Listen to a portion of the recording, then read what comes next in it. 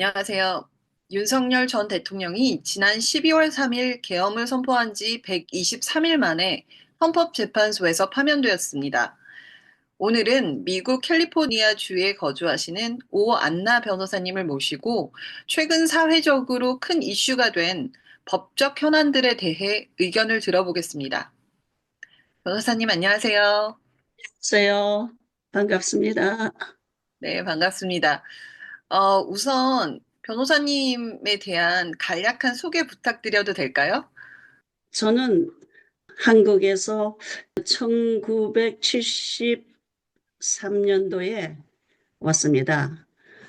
원래 저는 한국 음악 이론과 작곡을 전공했어요. 그래서 서울대 음대를 나와서 고등학교 음악 선생으로 잠깐 있다가 더 공부하고 싶어서 시카고에 있는 아메리칸 콘서버토리라는 음악대학으로 일단 처음 왔어요. 음악 공부를 더 하기 위해서 왔는데 그 후에 진로를 바꿔가지고 1984년도에 법과 공부를 시작했어요. 그 당시에는 애가 셋이 있고 1살부터 9살까지 아이가 있기 때문에 공부할 수 있는 형편이 안 됐어요. 그러나 이제 변호사가 되고 싶다는 생각이 생겨서 준비는 하고 있었죠. 그 법과대학 어드미션 테스트라고 LSAT 그것도 좀 준비하고 그러던 중에 그 로컬 사크라멘토에 살았었는데 그 당시 로컬 신문에 새로 생긴 야간 법과대학이 선정이 됐어요. 그것이 이제 그 히스패닉계 판사가 젊고 굉장히 카리스마틱한 판사가 가난한 학생들을 위해서 저렴하게 야간 대학을 세웠다고. 그래서 내가 보니까 제게 딱 맞는 거예요. 낮에는 애들 돌보고 밤에는 가서 공부할 수 있겠구나. 그래서 이제 법과대학을 시작하게 됐어요. 처음에 할 적에는 그저 영어만 좀 잘하게 돼도 손해는 안 보겠다 그런 생각으로 했는데 이제 공부를 하다가 보니까 욕심이 생겨서 또 변호사 하기로 했어요. 그래서 야간 대학이니까 시간이 좀 많이 걸렸고 그래서 1991년도에 이제 변호사 시험에 합격을 하고 그때서부터 이제 로 프랙티스를 하게 됐습니다. 아니, 같은 엄마로서 저도 아이가 둘이 있는데요. 저도 로스쿨을 엘사 준비하다가 그냥 그만두고 결혼을 하게 됐고, 요즘에 다시 한번 도전을 해볼까 하던 차긴 한데, 지금 말씀을 들어보니까 되게 반성이 되고, 그리고 진짜 너무 존경스럽습니다. 아이들 키우면서 그 야간에 하신다는 거가 정말 말이 쉽지 어려운 일인데, 이렇게 하시고 되게 훌륭한 일 많이 하시는 것 같아서 진짜 존경스럽습니다. 곽종근 전 특전사령관이 윤 대통령 탄핵 심판 당시 핵심 증인이었고요. 그의 육사 동기인 한 변호사가 곽 전 사령관의 아내에게 수차례 접촉하고 진술 번복을 회유하려 했다는 보도가 있었습니다. 이러한 행위가 미국 법률로 특히 캘리포니아주 기준으로 봤을 때는 어떤 법적 문제를 야기할 수 있나요? 저도 최근에 윤석열이 파면을 당한 후에 대통령실에서 공수처 증인을 밤중에 갔다 오면은 전화를 하고 그래가지고 압박하고 회유하려고 그랬다는 거는 얘기를 들고서 놀랐는데 재판 중에 그런 일이 일어났다는 거는 전혀 몰랐습니다. 정말로 경악스러운 일입니다. 캘리포니아의 경우에는 위트네스 템퍼링에 해당하고 연방정부에는 obstruction of justice라는 제목이 있습니다. 이거는 obstruction of justice니까 공정재판 방해, 사법방해라고 번역할 수가 있고 witness tampering은 증인 부당 접촉죄라고 번역할 수 있을 것 같습니다. 그런데 이제 요는 증언에 부당한 영향을 미치거나 증언 내용을 변경하게 하거나 증언 자체를 방해하기 위해 증인을 접촉하는 모든 행위를 얘기하는데 소위 말하는 증언 조작, 날조, 증인 회유, 협박 혹은 뇌물 등을 위해 증인을 접촉하는 모든 행위를 일컬습니다. 그래서 obstruction of justice는 federal crime이고 witness tampering은 state, 캘리포니아 스테이트 제목입니다. 그런데 재판에서 제일 중요한 게 뭡니까? 진실을 밝히는 것이 제일 중요하지 않습니까? 그런데 증인을 매수해서 증언을 뒤집어 버리면 그 재판이 어떻게 되겠습니까? 공정한 판결을 기대할 수가 있겠어요? 이 범죄는 증인의 독립성 또는 자유로운 진술권을 심각하게 침해함으로써 공정한 재판을 훼손하고 사법제도 자체를 위협하는 범죄이기 때문에 캘리포니아뿐만 아니라 모든 민주국가에서 철저하게 단속합니다. 그러나 한국에서는 이러한 행위가 우리 눈앞에서 버젓이 진행되고 있음에도 뚜렷한 제재나 대응이 없습니다. 참으로 경악스러운 사법 관행이며 반드시 시정되어야 할 부분입니다. 사실은 제 생각에는 검찰 수사 기소 분리보다 더 시급한 사안입니다. 증거 조작 날조로 오염된 케이스 때문에 얼마나 많은 국민들이 고통당하고 심지어 자살까지 하지 않았습니까? 이재명 케이스들이 대표적인 문제, 이런 문제의 케이스들입니다. 유동규, 저 이제 TV를 봐서 제가 이름은 알아요. 유동규하고 이화영, 그런 주위의 인물들을 끊임없이 접촉했다고 보도되고, 반대로 김건희 주가 조작 케이스, 한동훈과 채널 A 케이스, 고발사주 케이스처럼 아무리 증거가 많아도 무죄를 만들기도 합니다. 사법살인으로 알려진 인혁당 케이스도 증거 조작 날조의 산물입니다. 그리고 노무현 대통령도 증거 조작 날조의 희생자 아닙니까? 많은 국민들이 노무현 대통령도 검찰의 정치적 수사와 증거 조작 또는 왜곡 가능성의 희생자였다고 보고 있는 걸로 알고 있어요. 공식적으로 증거 조작이 법정에서 확정된 것은 아니지만 노무현 케이스에 있어서 당시 수사의 방식과 언론 플레이, 압박적 여론 조성 등 지금까지도 논란의 대상이 아닌가요? 저는 캘리포니아에서 프랙티스 하면서 저나 동료 변호사들은 혹시나 오해받지 않을까 염려돼서 상대방 증인 근처에도 얼씬하지 않은 것을 모토로 삼았습니다. 그거를 심각하게 다루기 때문에 그것이 습관이 되었습니다. 증거 날조, 조작, 문제가 이것이 모두 증인 부당 접촉, 즉 witness tampering, obstruction of justice 이 죄에 해당되는 겁니다. 이걸로 인해서 모든 것이 시작이 돼요. 접촉하는 거. 예. 한국에는 witness tampering이나 obstruction of justice에 해당하는 법이 따로 없는 걸로 알고 있습니다. 제가 조사해본 결과 비슷한 죄명은 무수히 많아요. 위증죄, 증거인멸죄, 무고죄, 증인위협죄, 직권남용죄, 뇌물죄 등등. 그런데 한국에서는 이들 죄를 각각의 구성 요건에 따라서 세분화해서 처벌한다고 합니다. 문제는 비효과적이어서 그런지 그런 법들이 부당한 접촉을 막지 못하는 것 같습니다. 그래서 여기에 대한 법 개정과 강화가 절실히 필요합니다. 미국 그 캘리포니아 같은 경우에는 재판 중에도 그런 문제가 발견될 경우에는 긴급 히어링을 열어서 법정 모독죄 혹은 리스트레이닝 오더라고 해서 접근 금지 명령 혹은 프로텍티브 오더라고 해서 보호 명령 등 재판 중 긴급 중간 명령도 내릴 수 있습니다. 그래서 공정한 재판을 위해서 증거가 오염되지 않도록 최선을 다하고 있는 모습이죠. 그런데 한국에서는 그것이 마냥 그냥 남발되고 공공연하게 진행이 되는데도 아무도 그거를 방지하는 것을 보지를 못했습니다. 그렇군요. 그러면 다음 질문으로 넘어가서 대통령 탄핵 심판 과정에서 대통령 측이 증인 신문 중에 유도성 질문, leading questions라고 하죠. 그 유도성 질문을 한 정황이 있는데요. 미국 재판에서 유도성 질문은 또 어떻게 다뤄지는지 탄핵 심판과 같은 헌법적 사안에서도 문제가 될 수 있을까요? 예, 헌법재판도 재판입니다.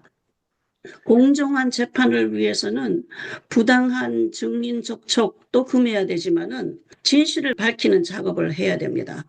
쭉정이 증언들과 거짓 증언들을 가려내 버리고 신뢰할 만한 진술만 추려내야 되지 않겠습니까?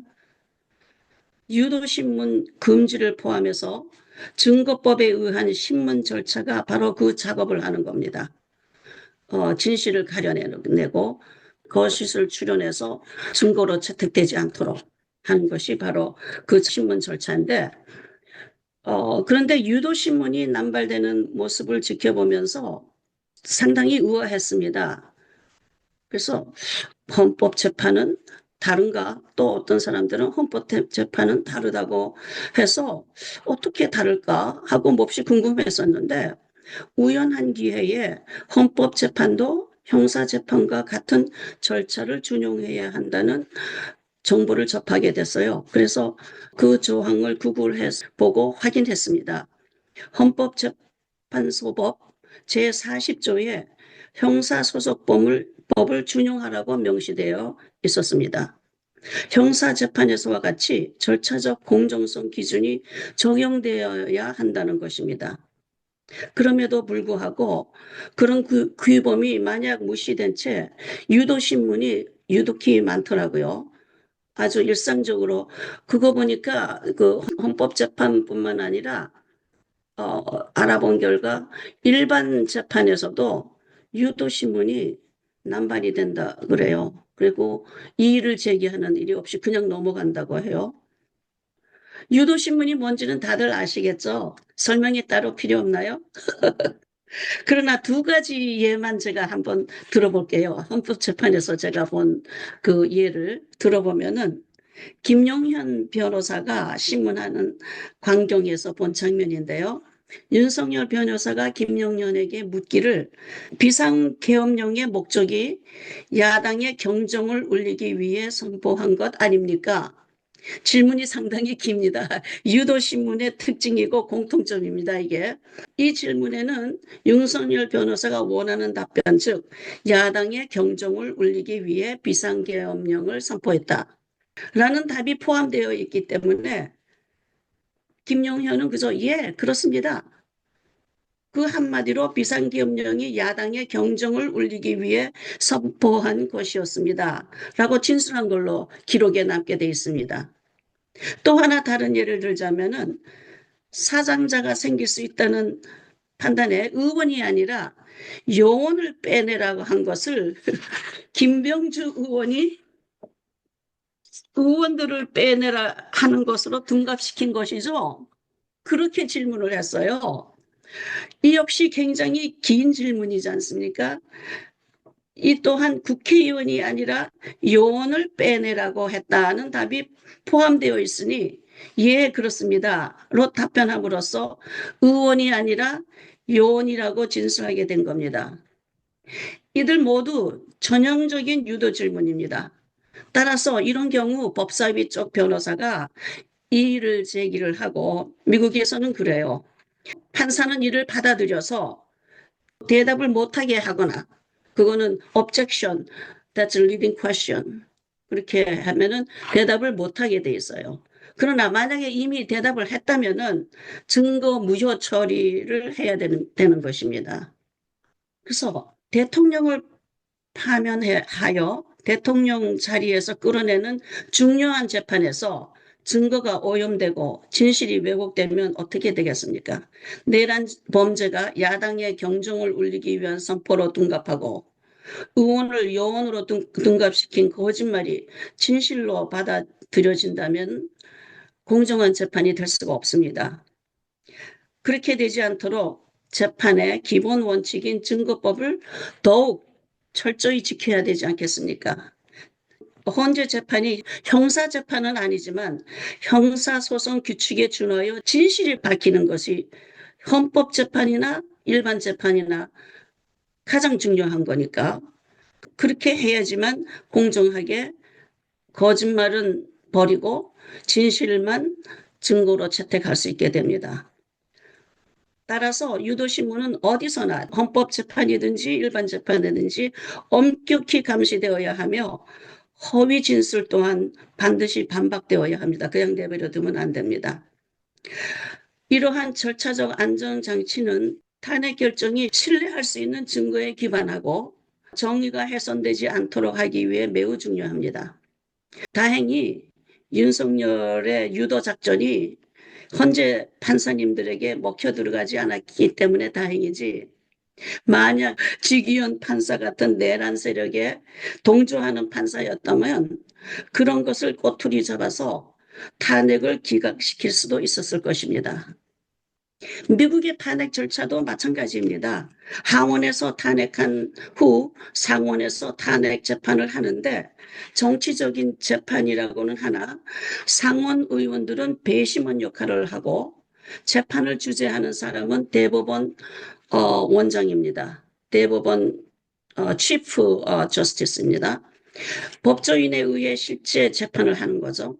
그렇게 재판을 한 후 배심원 역할의 상원 의원들이 투표해서 3분의 2 가결로 최종적으로 결정됩니다.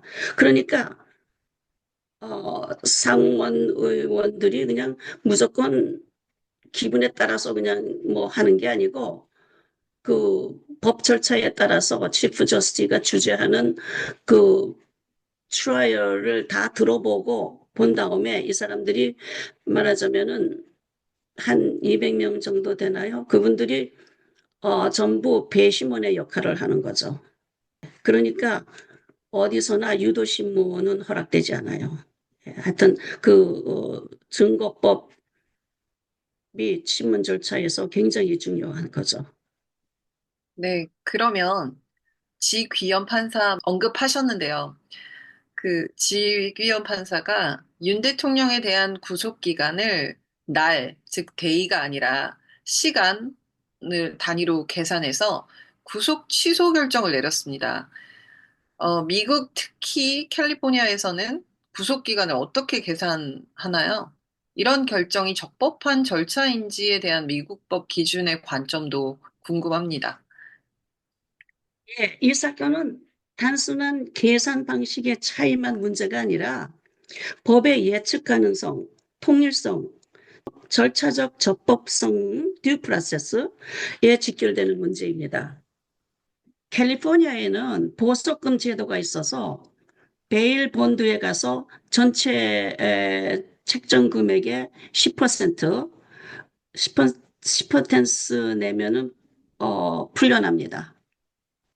보석 금액 설정은 체포된 지 몇 시간 만에 결정하여 공지되기 때문에 같은 날 풀려나올 수 있습니다.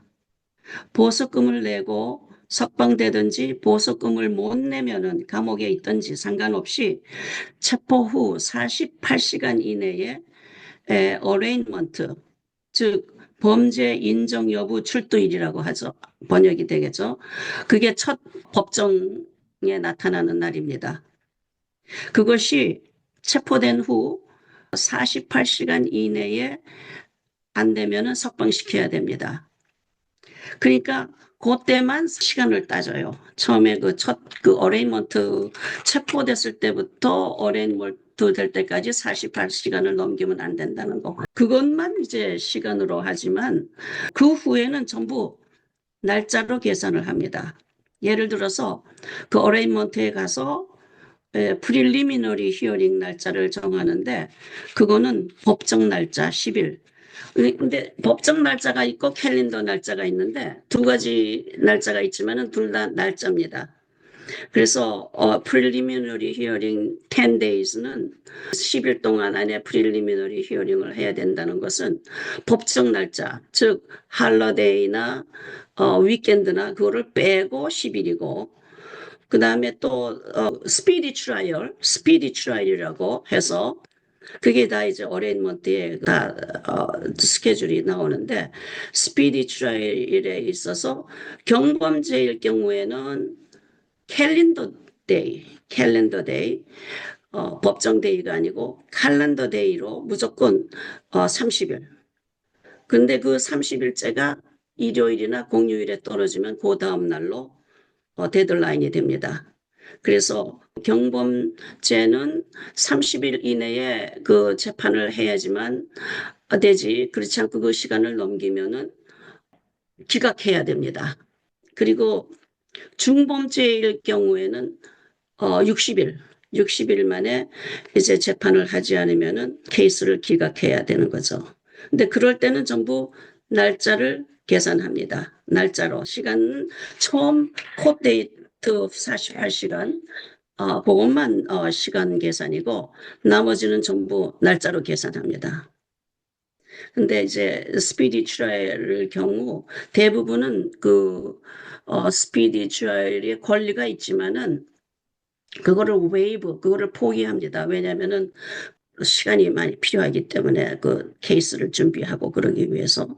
그래서 그게 문제가 안 되는데 그렇지 않을 경우에는 30일, 60일 안에 그거를 트라이를 해야지만 아니면은 기각됩니다.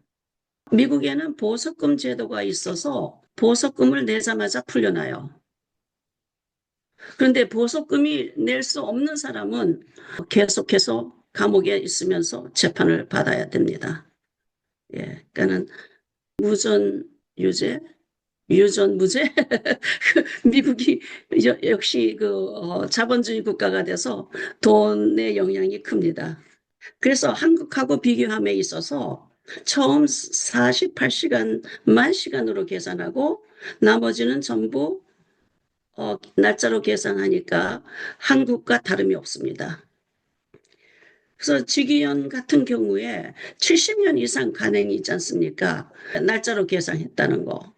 근데 그거를 깨고서 시간으로 계산한 것은 명백한 잘못된 판결이고 이런 잘못된 판결로 윤석열이 석방되었기 때문에 만약에 캘리포니아 이런 상황이 있었다면은 일단 그 검사가 항소를 하게 돼 있어요. 예. 여기는 항소를 포기했잖아요. 심우정 검찰총장이 항소를, 그거는 정말로 언어도 아니죠. 말도 안 되는 겁니다. 대체로 이제 형사 케이스의 타이틀이 People vs. 아무개 이렇게 되잖아요. 그러니까는 State vs. 아무개. 그러니까는 이 검찰총장은 국민을 대변하는 사람이기 때문에 이거는 국민의 뜻을 완전히 무시한 거죠. 완전히 무시하고 불법을 행한 거나 마찬가지죠. 그리고 항소 제기도 해야 될 뿐만 아니라 그다음에 이제 그것이 위헌인지 거기에 대한 심리 청구도 해야 됩니다. 그리고 판사에 대해서는 징계 청구를 할 수가 있습니다. 탄핵도 할 수 있고 캘리포니아에는 판사들 중에 임명된 판사보다도 선거를 통해서 선출한 판사들이 많아요. 그런 경우에 탄핵도 하고 징계 그거 말씀이는 국민들이 투표를 통해서 그 판사를 쫓아내는 그런 선거 운동도 할 수가 있어요. 불신임 운동이라고 그러죠. 불신임 운동. 그런 것도 할 수 있고 또 캘리포니아 징계위원회에 그 판사를 징계를 청구할 수가 있습니다. 예, 여러 가지 조처를 통해서 처벌을 할 수 있는데 한국에서는 그거를 전혀 안 하고 완전히 속수무책이죠. 도대체 이해가 안 되는 거죠. 그러니까 그런 거에 대한 법도 개정을 해야 될 것 같습니다. 입법을 하든지. 예. 네, 정말 자세하게 말씀해 주셔서 많이 배우게 되는데요. 지기현 판사가 그럼에도 이 사건에 대해 계속 재판을 맡아야 한다는 논란이 있습니다. 미국의 법적 기준 또는 관행상 특정 판사가 편향은 논란이라 아니면 절차 논란이 있는 상황에서도 계속 동일 사건을 맡는 것이 타당하다고 보세요? 아닙니다. 절대로. 예. 벌써 이미 지기현 판사가 그 편향성이 있다는 것을 보여줬습니다. 그런 경우에 이 캘리포니아 법에 의하면은 편향적 태도, 이해 충돌, 그거는 이해 충돌이 있는지는 모르겠지만 편향적인 거는 틀림없어요. 공정성을 의심만 한 경향이 있고 이런 경우에는 그 리큐저리라고 그래가지고 판사를 기피할 수 있습니다. 그래서 검찰에서 판사 기피를 신청을 해야 되죠. 예, 당연히 해야죠. 그리고 한국의 그 법을 제가 조사를 해봤는데 한국에도 재적 사유가 있는 경우, 그 재적 사유라는 건 당사자와 친족 관계 있거나 그거는 해당이 안 되지만은 이전에 해당 사건에 관여한 경우, 그거는 해당이 되죠. 이게 넘버 원. 그러니까는 형민사소송법 제43조에 의하면은 형사소송법 제18조에 따라 첫 번째 조건이 그런 조건이었어요. 가족관계거나 이전에 해당 사건에 관한 경우, 이 주기현 판사가 그 구속 취소를 한 적이 있잖아요. 그 지금 그것이 문제가 됐고, 그 이미 그 구속 취소를 했기 때문에 그게 이전에 해당 사건에 관여한 경우죠. 예. 그리고 불공정한 재판에 염려가 있는 경우, 그 완전히 그 캘리포니아하고 같은 법이에요. 불공정한 재판에 염려가 있는 경우 단순한 주관적 의심이 아니라 주관적 의심은 아니죠. 일반인의 시각에서 판사가 공정성을 잃었다고 판단할 수 있는 객관적인 사정일 경우에 이 지기현 판사가 딱 두 가지 조건이 다 맞았어요. 첫째는 구속 취소 사건을 처리했고, 그 다음에 공정성을 잃었다는 게 객관적으로 누구에게나 다 그렇게 객관적으로 판단이 될 수 있는 거니까. 그렇다면은, 판사 기피를 할 수가 있죠. 그런데 왜 안 하는지 모르겠네요. 조건이 다 갖추어졌어요. 네. 그러니까 어, 그 대답이 그, 캘리포니아에서는 절대로 허락이 안 돼서. 네. 그러면 이제 마지막으로 예전에 검찰의 범죄 행위 감시를 위해서 한국에도 탐정제도 도입이 필요하다고 말씀하신 적이 있습니다. 예. 미국에서 탐정제도가 어떻게 운영되고 있으며 한국에 이를 도입하게 되면 어떤 법적, 사회적 이점이 있다고 보시나요? 캘리포니아에서는 아마 어느 주나 다 마찬가지일 거예요. 저도 탐정을 사용했으니까, 예, 뭐, 크리미널 케이스나 또는 그, 패밀리 로 케이스의 경우에 탐정을 채용해가지고 조사를 하도록 부탁을 해요. 공권력은 없지만은 사설 탐정이라 공권력은 없지만은 그 사람들이 다 면허를 가지고 있는 사람들이기 때문에 어떻게 해야 되는지를 다 알고 법정 절차도 다 알고 그렇기 때문에 그 사람들의 리포트를 법정에다가 제출할 수가 있어요. 증거로. 그런 제도가 한국에도 전에도 얘기했지만은 지금도 그렇게 생각하고 있습니다. 한국에도 그런 제도가 있어야 된다고 생각하는데요. 그 이점은 한국에서는 더더구나 문제가 되는 것이 조작, 날조, 거짓 증언, 뭐, 이런 게 난무하잖아요. 그 검사나 경찰이 주도권을, 그러니까는 익스클루시브. 어느 기관도 탐정 제도도 없으니까 완전히 일방적으로 조사해서 그 결과를 코र्트에 제출을 하는데 이미 얘기했다시피 그 증인 불법 접촉, 뭐 또 증거 인멸, 뭐 이런 거를 통해 가지고 거짓 증언들을 많이 만드는 것 같아요. 경찰이나 검사들이. 그렇기 때문에 거기에 말하자면 대응하기 위해서 피고인이 함정을 채용해 가지고 그런 진실을 갈아내는 그것이 너무너무 필요하다고 생각해요. 그런 것이 없기 때문에 지금까지 법정에서 그 조작 날조 증거들이 너무 난무했어요. 그래서 억울한 사람들이 너무 많이 생긴 거죠. 미리 얘기했지만은 뭐 이재명 케이스 또는 인혁당 케이스, 뭐 사형까지 했지 않습니까? 그렇기 때문에 한국에도 그 민간 자격증 전문가가 꼭 필요하다고 생각합니다.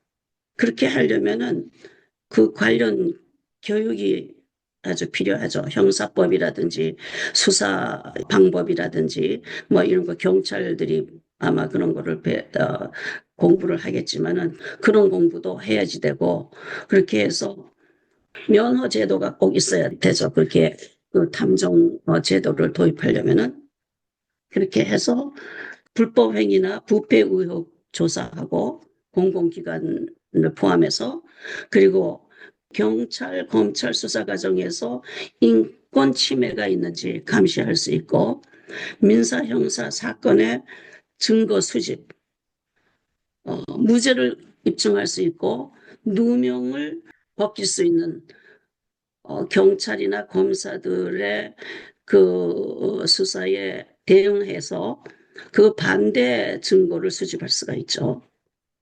그리고 뭐 실종자 수색, 기업 내의 비리 조사, 보험 사기 뭐 이런 거를 전부 조사할 수가 있죠. 그러니까 한국 같은 그 검찰이나 경찰이 수사를 왜곡하거나 증거를 은폐한 경우가 많지 않습니까? 이를 민간의 시각에서 조사, 감사할 수 있는 독립된 주체가 될 수가 있죠. 한국의 경우에는 특히 검찰을 감시할 수 있는 외부 기관이 거의 없죠. 그러니까 탐정이 그 제대로 된 교육을 받고 그런 역할을 외부 감시를 할 수 있는 검찰을 감시할 수 있는 그 수사기관이 될 수가 있죠. 예. 그렇게 하면은 이제 억울한 피의자든지 피고인을 구제도 할 수가 있고 억울하게 누명을 쓴 사람들이 특히 보호받을 수 있는 기회가 더 많아질 것 같습니다. 그래서 탐정, 탐정 제도의 그 도입을 전적으로 추천하고 싶어요. 예. 한쪽에서 그냥 일방적으로 전부 하는 거가 저기 조사한 거 가지고 재판을 하니까 완전히 기울어진 운동장이 되는 거죠. 예. 그거를 고쳐야지 됩니다. 지금까지 어떻게 보면 짧은 시간이었지만 정말 많은 훌륭한 의견을 그리고 또 많은 부분에 대해서 설명을 해주셨는데요. 이제 아쉽지만 시간 관계상 예. 어, 이 정도에서 이제 이번 인터뷰는 정리를 하겠고요. 깨어있는 민주 시민들이 권력자들의 불법 행위를 지속적으로 감시하고 부족한 사법 체계는 보완하여 더 정의로운 사회로 나아가기를 바랍니다. 그럼 오늘 예. 인터뷰는 여기서 마치겠습니다. 예. 감사합니다. 감사합니다. 수고하셨습니다.